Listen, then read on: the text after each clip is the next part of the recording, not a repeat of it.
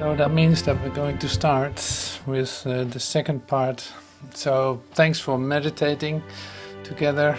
It's great to be still and to let these, say, words affect you. And that's really beautiful. That's great. I love this part it's from the manual of teachers from A Course in Miracles, and it's like, what is the peace of God? You might as well just hear it. So here it is. That's great, lovely. So attaining that peace is remembering Him. So that's our goal, if you want, or that's the thing that is going to be given to us. That's where the healing takes place. That's where you are aligned with the truth. And so, yeah, spiritual healing perspective. So today the episode you could call is a universe of love, and so not all, but some of the references that are given with an idea of universe, the law of the universe, and the universe of love are shared today. I only did a little bit of it, so I think 11 expressions or so, not much more. It's like there are 100 of them with the idea of universe in the urtext. And all of them are mind-blowing if you read them. And so it's, yeah, I just start somewhere. It doesn't even matter. It's like the bright reflections that come from it, or that are literally speaking to you through the words, has all the same brightness. You could say there's no difference in it. And so light frequency is where we tune into today. And it's an interesting way of coming together, isn't it? It's like you actually immediately have to give up an idea of form, because it would be ridiculous to think that I'm telling you something while you're somewhere else or so. That doesn't make sense. So we actually practice this. We meet, but we don't meet in a Zoom room. We don't meet in a certain location. So you will have this experience. Maybe you have this experience when we meditate too. It's like, I don't even know where I am or what's going on. So that's great, because it's actually, it would be ridiculous to think that you're located somewhere. You're not able to do that. You're simply not able to locate yourself. So you can only locate yourself in your dream of yourself when you think that you're in form. Otherwise you will not be able to do that. And this is so liberating. This is so liberating. At least for me, to hear this is always great. I love that idea. It's like, no, it's not. It is not to pinpoint in time, in location, in space, in, yes, planet Earth, yes, this GPS location. Like, no, that's not where I am. This is not where I am. So I'm residing and am, say, a whole part of a universe of love. That's my reality, and not anything else. And so, mind-blowing, as I say. It's like so great to, I'd say, to breathe those ideas, to enjoy those ideas. Enjoy the idea that you are the universe, and that this is God's gift to you as well as to Himself, because that's the same to Him. Like, there's no separation from Father and Son, or Son and Father, not at all, at no single moment. So that makes every idea that you can have about location, about GPS location, or thinking that you're this identity on planet Earth, makes that, say, not necessary any longer. You can let go of that idea. And in fact, you are set free from any kind of limitation that you see, say, defined to yourself, uh, or associated with yourself, with any kind of expression of form. So, yeah, the love that you are is formless. It has nothing to do with form. So it also has nothing to do with time.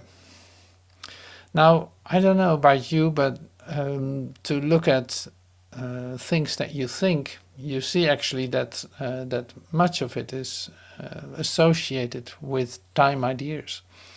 Oh, yes, that was 2 weeks ago. Oh, that's going to happen tomorrow. Oh, yeah, I did that an hour ago. Or, we do this continuously. So it is quite something to have these confrontational ideas coming to you, that there is no such thing as time, and that you live in it, you make use of it, constructive use of it in your awakening, but it is still an illusion. So it's not what reality is. So we use a lot of temporary, well, not a lot, but we use temporary illusions. We saw this the other day too. You use temporary illusions to get out of the illusion. Forgiveness was one. And you see, like, we use actually form. We use the body, as we saw in the first episode, like the body is a matter of time. That episode, you saw that we actually connect the body, or we use the body now for communication. It literally brings you to a certain place, or you can be in a certain place. So we're actually using time as well as space, as well as this body, for a temporal, solution, you could say, or a temporal process that is taking place in us, that actually is already gone too. That already is over too. Because, and this is great, like this came to me today too, an idea of the script is written. The script is written. It's all like a done deal. It is in fact it already happened. We just relive some moments together in which we have the opportunity to remember what actually happened. What actually happened in this episode that we come together right now? What actually happened? This is already over. So it actually already occurred. Now, what did happen, and where is this leading to? Well, you could say, like, any kind of involvement that you can have about this, like any kind of involvement that you think you can influence your process, that you think that you can do something to that, is literally fooling yourself. It is not. There's no contribution, in a sense, to your own salvation in that sense. So it's an interesting idea. It's like you actually you live through an awakening that already took place and was successful. Now this, okay, sound mind-boggling, right? That's great. I love it. So mind-boggling because you take your time here and your investment in this and your who knows what you do very serious, because you think that your involvement right now is of great influence of the future, of something that is going to happen, while you could live it, say, backwards almost. It's like, what did I do? I went through this, so what is it actually that I did? So you can ask, so what is supposed to happen in this? And then we come to the place that we have to admit that we don't know the script, even though it is already written, but we didn't write it, and we didn't we don't remember it. So you might as well ask, what the script is. It's like, what is this? What is the best thing? Like, I cannot do this without the guidance of somebody who is at the end of the labyrinth of awakening, you could say, and can actually see where you have to go. You know, like this labyrinth. So you go a little bit above it and you see, oh yeah, now you go a little bit to the left. Yeah, then yeah, you got to take that. Like, if you see it from above, then it would be easy.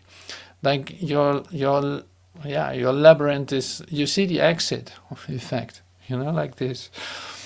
And that's a great analogy, because you have no idea where you find yourself in this labyrinth, in space and time, in something that already appears to be over, apparently is already over, and you were successful in awakening and you have no idea what's going on. Is that your situation? Probably. Otherwise you would not be here. You know, it's like you would literally not be here. So, but it's great. So now we use even that idea too, to remember that we are meeting each other in this universe of love, remembering this universe of love.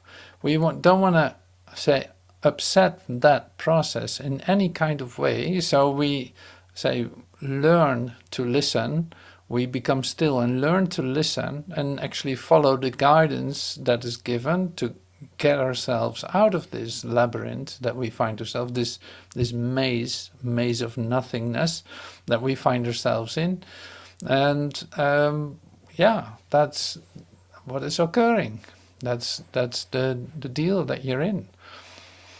So all this is going to put it, say, in a right perspective. All this that we share today is going to put it in a right perspective, but also in an say, in real expanded view of yourself.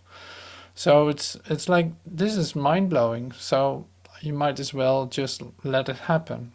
And so the mind-blowing part is then that you had no idea, like, how incredible you are, like how incredible you are, and how much loved you are, and that everything that is occurring, I realize that, so everything that's occurring is coming to you, helping you to remember who you are, because it's a bit like a bit pathetic, but you actually don't know who you are. Yeah, so we have a great team working with you to guide you back home, to say, like, no, a little bit to the left and a little bit to the right. Yeah, this is it. Yeah, you can trust that. You can make that move. You can make that step. Yes. And now 3 steps backward and 1 more to the right. And so it's like, this is great. So the whole universe, you could say, is supporting you to find your way back to the reality of who you are. And everything is part of that.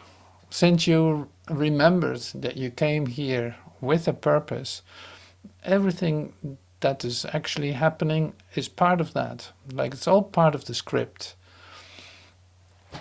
Okay, so that's a great start of the say, of the ideas of universe that I'm going to share with you. Universe of love. And this is totally cool, totally fantastic, and like incredible to have this coming to you. Okay, so this limitless power is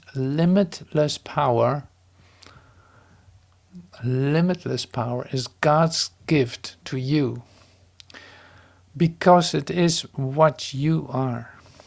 So this limitless power is what you are. It is God's gift to you because it is what you are. Well, what power is that? That's so great. So if you dissociate your mind from this limitless power, you are perceiving the most powerful force in the universe of thought as if it were weak, because you do not believe you are part of it. Okay, so you missed it. If you dissociate your mind from the limitless power, in other words, perceiving yourself as frail and weak, you are perceiving the most powerful force in the universe of thought as if it were weak, because you do not believe you are part of it. So you separate yourself off from this limitless power that you are, and wonder why you experience lack, disease, disaster, depression, anxiety, you name it, the whole shebang of weakness. It's because you do not believe you are part of it. So the limitless power is God's gift to you because it is what you are. Don't forget. It's like, and that power is what you are. You don't have to use it, but it is what you are.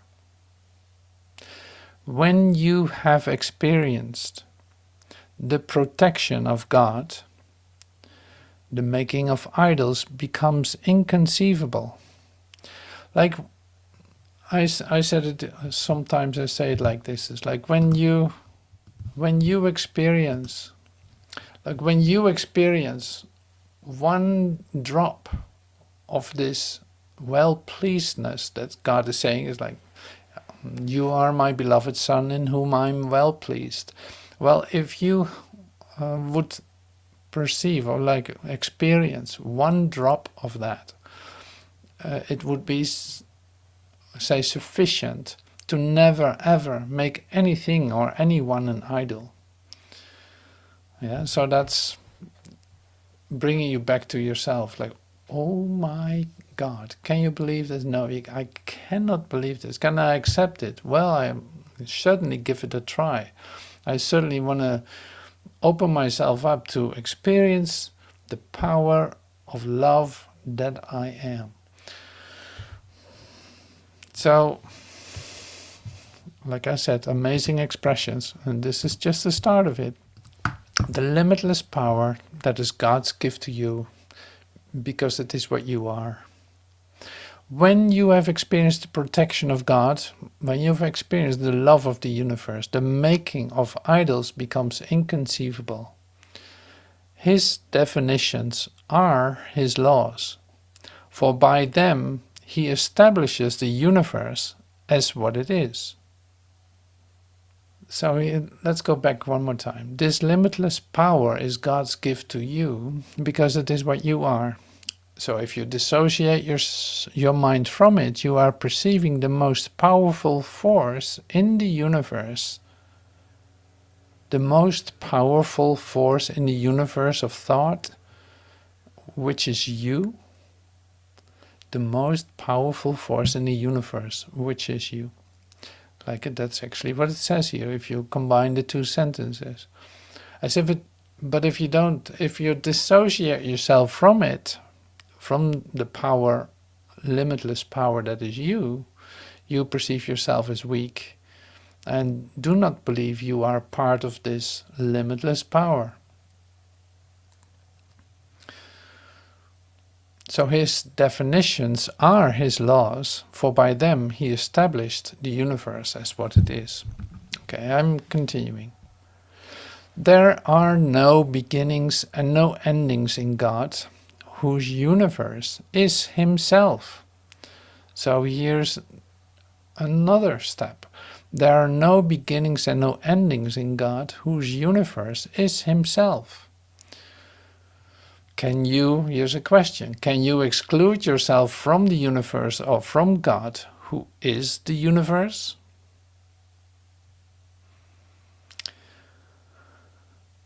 That's a good question. Can you exclude yourself from the universe or from God, who is the universe, and same as you, as being the limitless power? See, that all becomes like impossible. Conceptually, you can even get that too. It's like, no, that doesn't make sense. No, that doesn't make sense. I and my Father are one with you,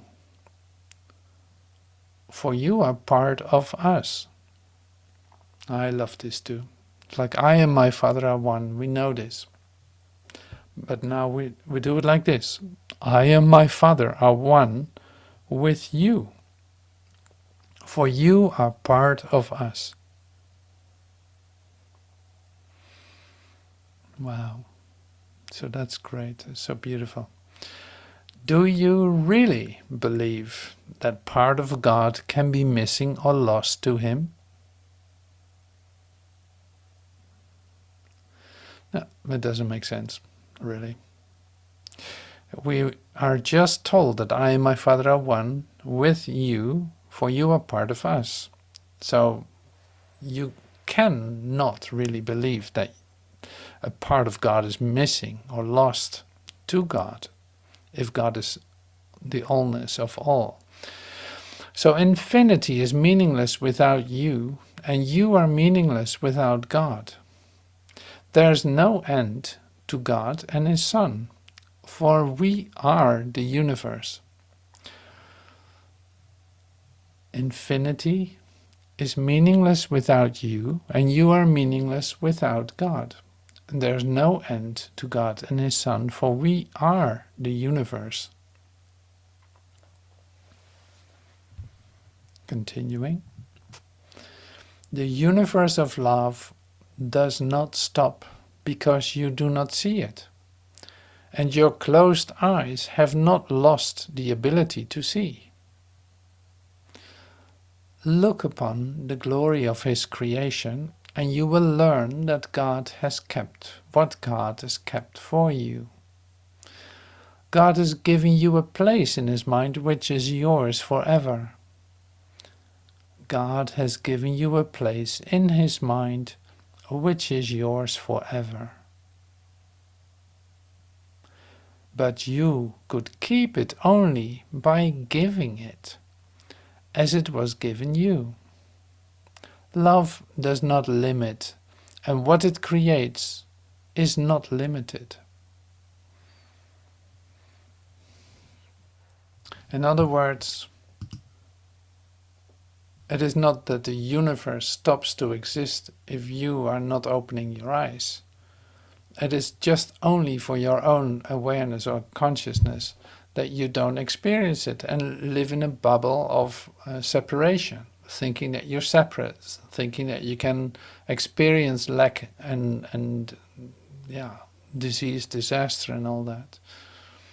So looking at that, it becomes obvious, like, that cannot be the end of the story. My limitation cannot be the end of the story. At least you come that far, it's like, now that doesn't make sense. Like, no, I'm so sick and tired of being sick and tired, and I'm so done with an idea of sickness, limitation and lack and all this. Like, it doesn't make sense in a universe of love. It doesn't make sense. It cannot belong to one another. So this is the black hole that you dive into.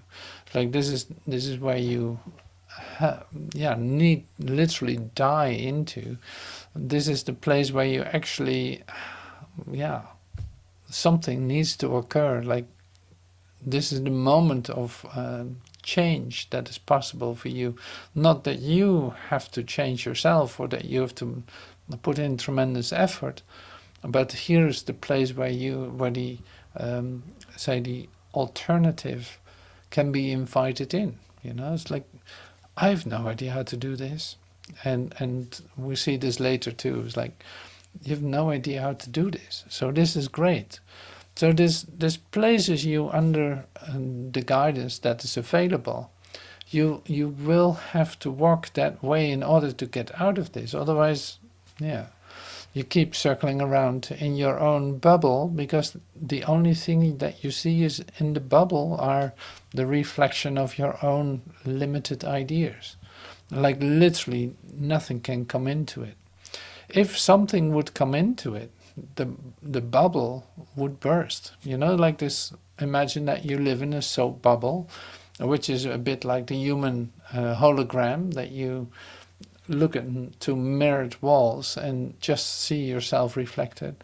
Like if the soap bubble would be, say, pinched by something, then the bubble would literally burst, and suddenly you see you're a whole part of something much bigger. Like the human bubble, the human hologram of limitation is really a hologram of limitation. And you know this well. You know, every, like, at least there's no really a corner in a bubble, but it's like you look for the escape, for the door to get out of it, and that doesn't seem to be a door. It's like just it just is mirrors, mirrors, mirrors, and I only see my own ideas reflected. I have no idea how to get out of it. Like, this is literally impossible. So only by letting the bubble burst can you come to a new experience of yourself. This bubble need to burst. So that means, like, don't polish these mirrors. Don't make them look shiny. No, allow them to be, say, to let this bubble burst. So that's another great metaphor then for the human hologram of denial or limitation or, yeah, nothingness. So you see just your own thoughts reflected, and you really think it is something worth sacrificing yourself for. It is worth fighting for. It's worth dying in. It's, it's like, look at what you try to do in your human hologram of limitations. Unbelievable. It's unbelievable what you try to work out there, while it will always be just a reflection of limitation.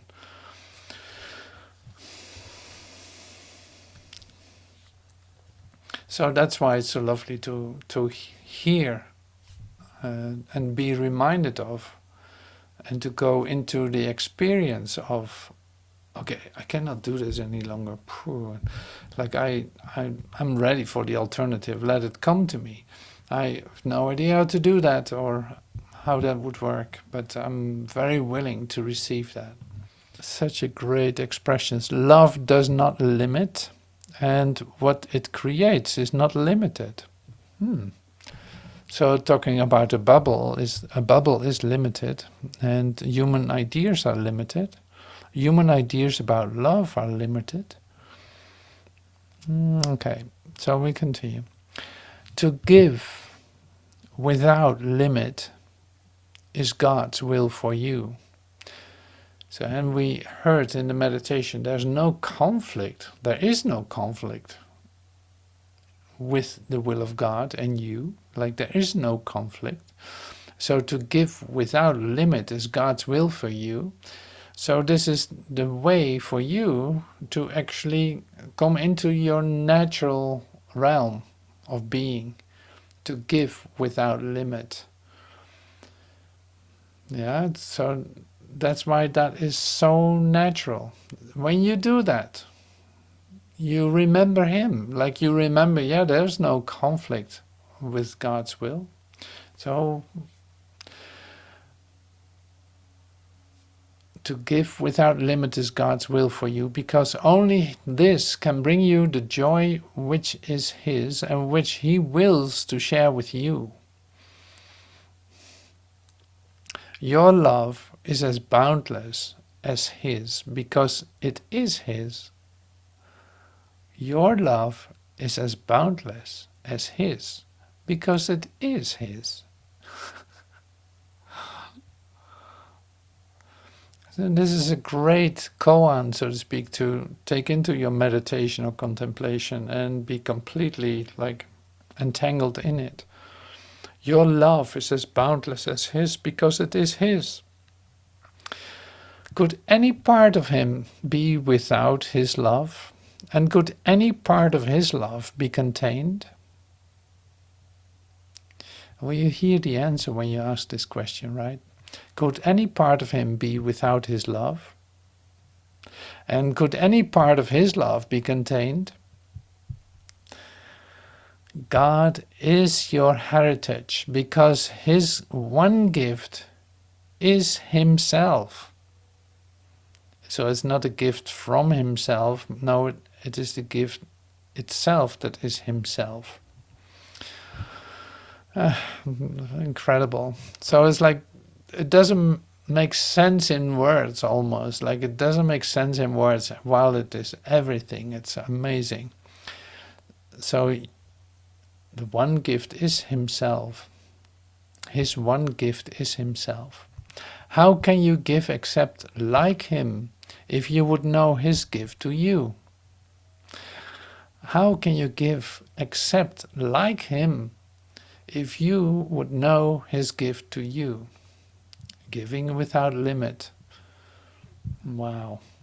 Give then without limit and without end to learn how much he has given you. See, we're getting somewhere here. We're getting somewhere here. So it's like, oh, this is hoo. It's like giving without limit. Yeah, going for it, going for it. It's like we're getting somewhere. What I mean to say is like this will literally bring us into the experience of the universe of love. Like the gift that is given you is God himself. You're a whole part of it. There's no limit. There's no, say, separate parts. It is whole. It is one thing. And you're about to fall right into it. I love that idea. It's like so great. But like these expressions that we share here are of such an incredible, say, frequency that they have limitless healing power. Like unbelievable. This will get you and did get you. It's like the script is written, don't forget. It's like this will get you and already has gotten you. It is accomplished. And that's why you don't have to be afraid for it. It is already accomplished. The job is done, so to speak.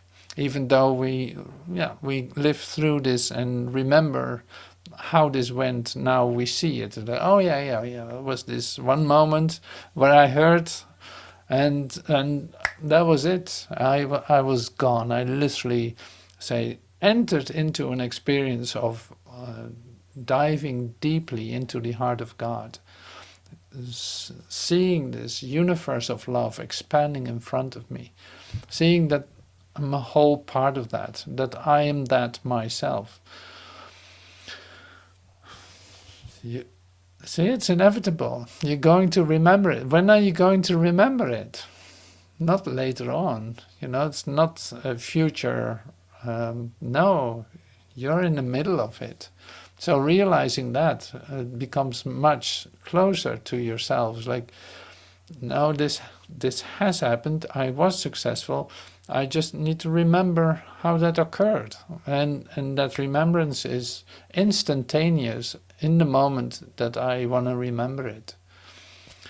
So that's really like great. That's really lovely. How can you give except like him if you would know his gift to you, which is totality? How can you give except like him? Give totality, demonstrate totality, allow totality to be you. See, this is where the real spiritual healing takes place. It's like, allow yourself to be this limitless universe of love. Explode into it. Allow that to occur. Give them without limit and without end. Keep on giving. Don't think, okay, this is enough now. I'm not going to do it anymore. No, you just keep on giving as an action of mind. You who are host to God are also host to them. You are not two selves in conflict. Well, this is great to hear too. You might experience yourself like that sometimes. Like you are not two selves in conflict. You are host to God. And you're also host to them. If you who hold him, what is beyond God? Like what is beyond God? If you who hold him and whom he holds are the universe, all else must be outside where there is nothing. Like if you hold him, if you who hold him and whom he holds are the universe, all else must be outside where nothing is. You have taught this, and from far off in the universe, yet not beyond yourself, the witnesses to your teaching have gathered to help you learn. See, this is what I said in the beginning too. It's like we have a team, and we arranged a team to help you remember. But actually it came from you. So you send out your own team to save you. And just in case it was like, well, I might as well set up a team to save myself. Once I get into this trouble, I might as well have a team getting me out of this. You have taught this, and from far off in the universe, yet not beyond yourself, the witnesses to your teaching, your demonstration, have gathered to help you learn. Nothing too small or too enormous, nothing too insignificant or too imposing, too weak or too compelling, but will be gently turned to its use and purpose. Like literally everything is included. Nothing too small or too enormous, nothing too insignificant or too imposing, too weak or too compelling, but will gently turned to its use and purpose. The universe will serve it gladly as it serves the universe. But do not interfere. Do not interfere. Get out of the way. This team is working, and it's working very well. It's working so well, but do not interfere. The power set in you, in whom the Holy Spirit's goal has been established, is so far beyond your little conception of the infinite that you have no idea how great the strength that goes with you. See, this is again about the power. The power set in you, in whom the Holy Spirit's goal has been established, is so far beyond your little conception of the infinite that you have no idea how great the strength that goes with you. See, it's like a motivational talk. Yeah, it's so great. Oh wow, that's so great. So let's just have a little break here. It's like it's so amazing what is given, and there's so much help, and it is only limited by, in your imagination, by your ideas about yourself, about what the infinite is, what you are, like not realizing the power that you are and that the universe is. And see, then it's like, and you keep just playing with these little toys. You keep playing with the little toys and things. Not that you really like it, but you still do it. You know, it's like, it's so, it seems so silly when you hear this, right? It seems so silly. And of course, in the end, it is. You're going to let that go. You're going to give up on it. Because once you catch a glimpse of this, like, well-pleasedness or the power of the universe, or the beauty and the love of the universe, recognizing that that is you, blowing you right into the heart of God, might convince you, not even convincing, like you don't even have to make a choice anymore. Then you see that, yeah, there cannot be another idol, like we read in the beginning. That you will not pick up an idol and make that great, something outside, so-called outside yourself, that you think you need in order to complete yourself. Whether a relationship, a great job, a great boat, a great house, a great swimming pool, a great president, a great universe. Like whatever you think you need, another planet. Yeah, so all these things that we can be so blinded by for just a moment. Not anymore though, but it's like you can be so blinded by it, by thinking that you need that to complete yourself, and see how great it is and how wonderful, until you come right here back into your backyard, you could say, and read these lines, like the universe of love is you. Your idea of infinite is not really infinite. It is a limited version of infinite, which is meaningless. No. So this is like the practice continuously with the meditation of, like, go to the edges of your consciousness, go to the edges, because there is more. There's so much more to discover, but it needs action of mind. It needs giving to that recognition, and giving the love that you are.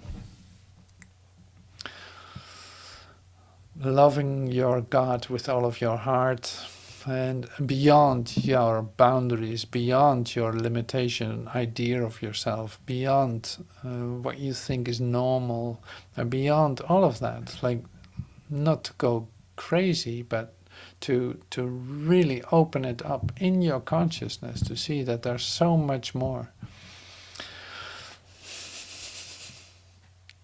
So it's like a motivational talk almost. Like, you see, like you need to be motivated to realize that you're every part of the universe, and that God is within you. You hold and are the infinite power of the universe yourself.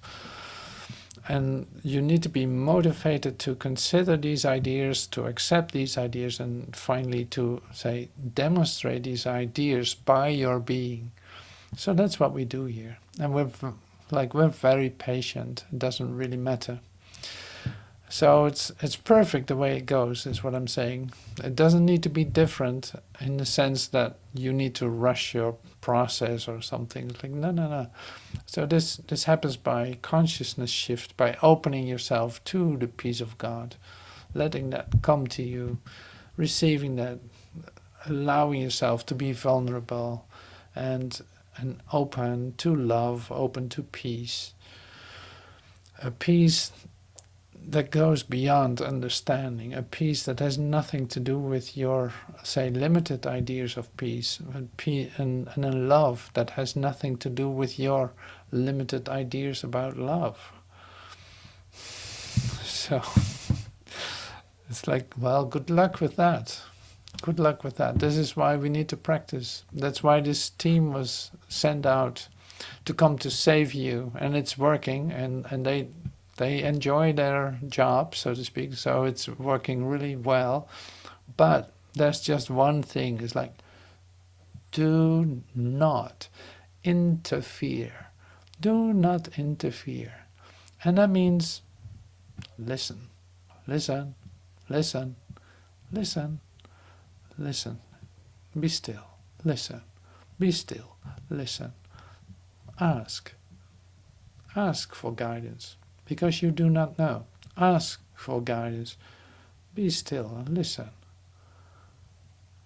Feel, be open, feel what is going on, what is changing, feel, allow yourself to go through that.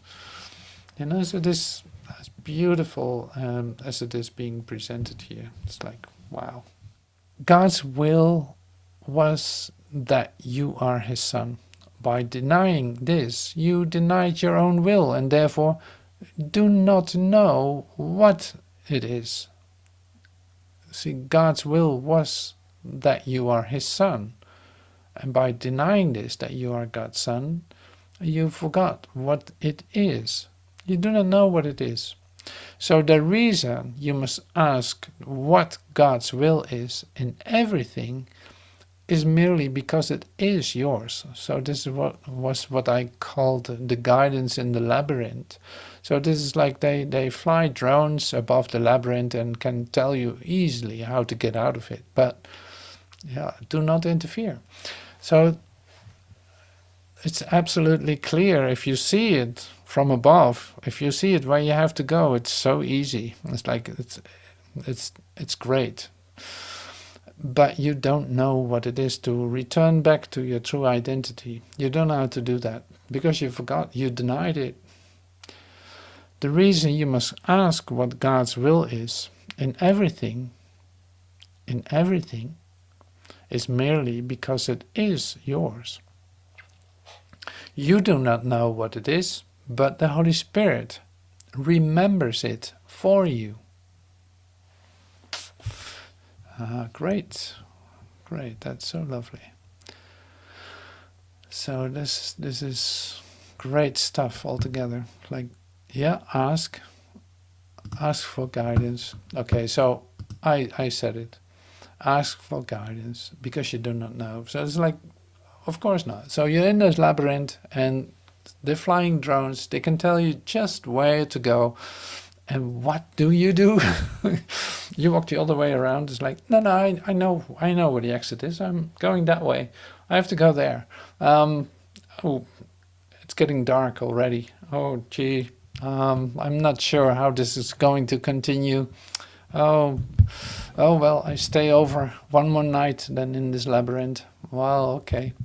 So the next morning, well, let's get out of this and start over. I'm going to follow guidance today. I'm really trying to do that.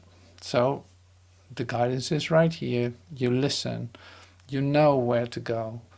You follow the guidance and you find yourself at home. You know, you find the exit just apparently you slept like you just had your overnight next to the exit and you didn't know it. It was really like that. In other words, you're one thought away from your full salvation. Just one thought away. So thank you so much. Thank you so much for this opportunity to share this with you, for this joint recognition of, oh yeah, this makes sense. Yep, this makes sense. Oh yes, I know I have to ask. Oh yes, I know I have to get out of the way. Oh yeah, I really don't know where the exit is, and I love to be shown because the promises and the recognition that I have with what is shared is so enormous that I want to discover it. All right, thank you so much, and I hope to see you soon. Thank you so much.